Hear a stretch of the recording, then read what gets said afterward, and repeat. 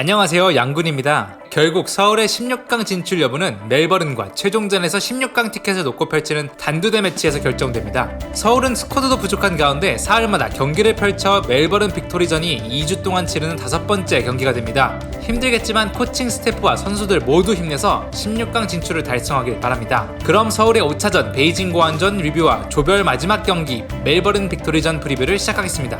슛! 지난 경기 내용부터 보겠습니다. 양한빈 골키퍼가 선발 장갑을 끼고 김원균 선수가 1년 반 만에 선발 복귀전을 차우현 선수가 프로 통산 첫 선발 데뷔전을 가졌습니다. 경기 시작 2분 만에 윤주태 선수가 원바운드 핫발리 슛을 시도했지만 아쉽게 골키퍼 선방에 막혔습니다. 23분 서울은 선제골을 실점했습니다. 비에이라의 프리킥 슈팅이 그대로 골문으로 향했는데요. 양한빈 골키퍼가 수비벽을 세운 위치가 아쉬웠습니다. 이어 43분 서울은 서로 미루는 수비를 허용하지 말아야 할 크로스를 허용했고요. 이를 아우구스토가 시저스킥으로 득점해 전반전은 2대0으로 끌려가는 상태로 마쳤습니다. 서울은 교체 카드를 통해 분위기 반전을 노렸지만 큰 효과를 보지는 못했습니다. 그래도 이인규 선수의 움직임은 좋았습니다. 서울은 경기 후반으로 다가갈수록 슈팅을 아끼지 않았습니다. 89분 이인규 선수의 스루 패스를 윤주태 선수가 발끝으로 툭 쳐넣는 센스 있는 슈팅으로 한 골 만회했지만 추가 시간 무기력하게 한 골을 더 내줘 3대1로 패하고 말았습니다. 더 자세한 서울의 전술 분석은 성사가 전하겠습니다.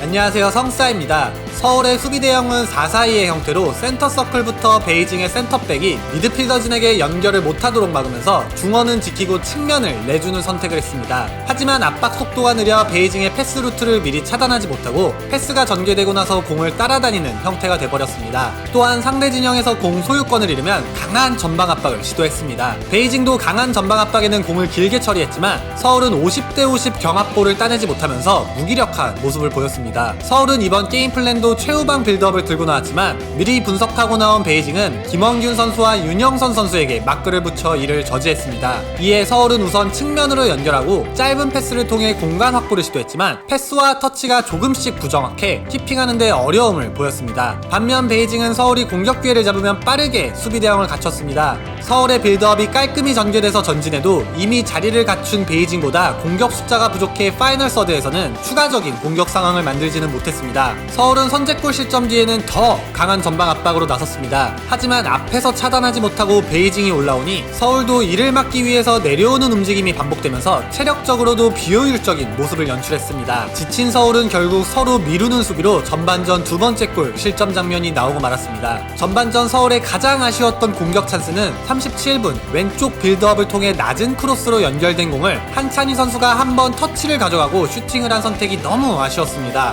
터치 대신 논스톱 슈팅을 시도했다면 상황이 조금은 더 달라졌을 수도 있지 않았을까 생각해봤습니다. 서울의 경기력은 후반전에 들어서도 크게 변하지는 않았습니다. 공을 소유할 때 움직임 없이 패스를 기다리는 모습은 계속됐습니다. 움직임 없이 공을 기다리다가 상대가 패스를 차단하고 올라가면 서울은 압박이 늦어져 뒤에서 쫓아가니 힘에 붙여서 무리한 반칙이 나오기도 했습니다. 또한 너무 후방부터 빌드업을 시도한 탓에 성공적으로 공격진에게 연결돼도 하프라인을 조금 넘는 시점이었고요. 베이징은 수비라인을 올리지 않아 서울의 공격 숫자는 계속해서 부족했습니다. 김진성 선수가 투입되면서 4-1-4-1로 바뀜과 동시에 상대 페널티 박스로 진입하는 횟수가 많아지면서 경기력이 조금은 살아났습니다. 하지만 서로 움직임이 겹치는 모습이 많아지면서 머뭇거리거나 주저하는 장면도 꽤 많았습니다. 또한 수비 시에는 4백과 2선의 간격이 너무 벌어지면서 서울의 첫 번째 수비 라인이 뚫리면 베이징은 쉽게 전진할 수 있었습니다. 이렇게 되면 서울은 의도하던 의도치 않던 경기장을 넓게 쓰게 되는데요. 이런 게임 플랜은 선수들의 체력이 뒷받침되어야 하지만 서울 선수들은 많이 지쳐 보였습니다. 그래도 김진성 선수의 투입과 함께 공격적으로 살아난 모습은 긍정적으로 생각할 수 있습니다. 다른 전술 포인트는 프리뷰에서 다루도록 하겠습니다. 그럼 이제 멜버른과의 조별 마지막 경기 프리뷰로 넘어가겠습니다.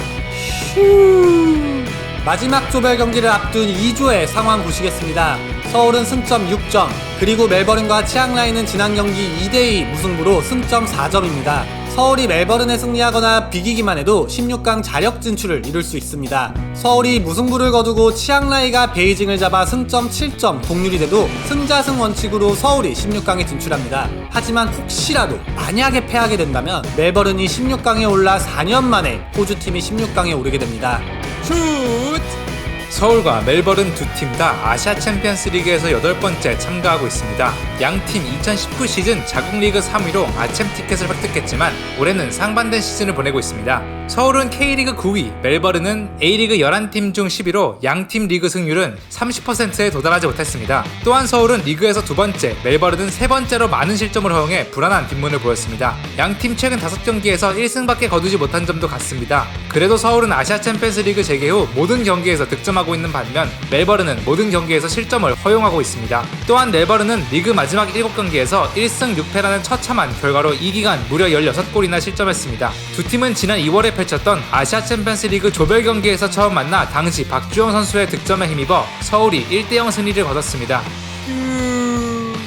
멜버른 빅토리의 간단한 내용을 짚어보겠습니다. 4-4-2의 포메이션으로 다이렉트 패스로 직선적인 축구를 구사하는 팀입니다. 수비 라인은 적당히 올리는 압박 수비를 추구하지만 수비진의 무리한 전진 수비로 뒷공간을 종종 노출하기도 합니다. 또한 중원을 지키고 측면을 내주는 방법을 선택하지만 측면 크로스 수비에 굉장히 약한 모습을 보입니다. 재개한 아시아 챔피언스 리그에서 3경기 7실점 중 무려 5골을 측면 크로스, 특히 컷백으로만 3골을 내줬습니다. 에이스로 평가받는 마르코 로하스는 뉴질랜드 출신으로 네덜란드 에레데비시와 덴마크 수페르리가를 거쳐 올 1월 멜버른에 합류했습니다. 이미 시즌 반이나 지난 A리그였지만 10경기에 출전해 6골 1도움으로 맹활약을 펼쳤습니다. 센터백 닉 안셀은 2019 시즌 전남 드래곤스, 올 시즌은 경남 FC 소속이었지만 올해 5경기밖에 소화하지 못하고 친정팀 멜버른으로 복귀했습니다. 이 외에도 중앙 미드필더 제이컵 버터필드와 윙어 컬럼 맥매너먼은 불과 몇 달 전까지 잉글랜드 챔피언십 루튼 타운에서 활약했던 선수들입니다. 마지막으로 서울의 예상 포메이션을 알아보겠습니다.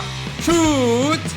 16강 티켓이 걸린 단두대 매치인 만큼 서울의 총력전이 예상됩니다. 이번에는 유상훈 골키퍼의 선발이 예상되는 가운데 꽃백 라인은 윤영선 선수의 부상 상태와 김진야 선수의 컨디션 회복 여부가 핵심입니다. 두 선수가 나오지 못한다면 김원균 선수와 양유민 선수의 선발이 예상됩니다. 지난 경기 명단에서 제외됐던 오스마르 선수는 부상으로 알려졌습니다. 오스마르 선수가 회복하지 못한다면 김원식 선수가 계속해서 원홀딩 역할로 출전하게 됩니다. 한승규 선수와 김진성 선수의 2선 선발이 예상됩니다. 왼쪽은 지난 경기 좋은 모습을 보였던 이인규 선수가 다시 한번 선발 기회를 부여받을 수도 있다고 생각해봤고요. 주장 박주영 선수도 선발 복귀가 유력합니다. 윤주태 선수도 이번 대회 훌륭한 폼을 보여주고 있어서 선발로 나서도 이상하지 않은데요. 화력을 더 폭발시키기 위해서는 윤주태 선수를 2선에 배치하면서 변형 4-4-2 카드가 나와도 좋지 않을까 조심스럽게 생각해봤습니다. 서울의 전술 프리뷰 포인트는 전방 압박이라고 생각합니다. 서울의 전방 압박은 상대의 패스 루트만 막아서는 모습이었는데요. 사실 이 방법이 짜임새 있게 이뤄지지 않으면서 큰 효과를 보지는 못했습니다. 체력적으로 어려운 부분은 충분히 이해하지만 전방 압박의 수비 플랜이 성공하지 못하면 결국 더 힘들고 반복적인 수비 상황으로 더 힘들어지니 처음부터 확실히 더 강한 전방 압박 컨셉을 들고 나오거나 아니면 압박 포인트를 내려서 진행하는 건 어떨까 생각해봤습니다. 또한 극한의 상황에서도 무리한 최후방 빌드업을 계속 시도하는 방법도 조금은 포기했으면 하는 바람이 있습니다. 상대가 수비진을 제외하고 모두 서울 진영으로 넘어와 강하게 압박할 때는 융통성 있게 최후방 빌드업 대신 차라리 길게 걷어내고 수비 대형을 다시 갖추는 선택을 하면 어떨까 생각해봤습니다. 마지막으로 패스의 정확도와 속도가 중요하다고 생각합니다. 측면을 벌려주거나 앞으로 찔러줄 때 동료의 움직임도 생각하면서 연결해야 되는데 측면을 벌려줄 때는 그냥 가로로만 정확히 벌려주니 공보다 동료 선수가 먼저 도착해서 공을 기다리는 모습도 꽤 있었습니다. 이러면 공격 전개의 템포와 텐션 그리고 다음 전개를 이어나갈 수 있는 움직임이 끊기면서 상대가 서울의 다음 공격 상황을 조금 더 쉽게 예측할 수 있습니다.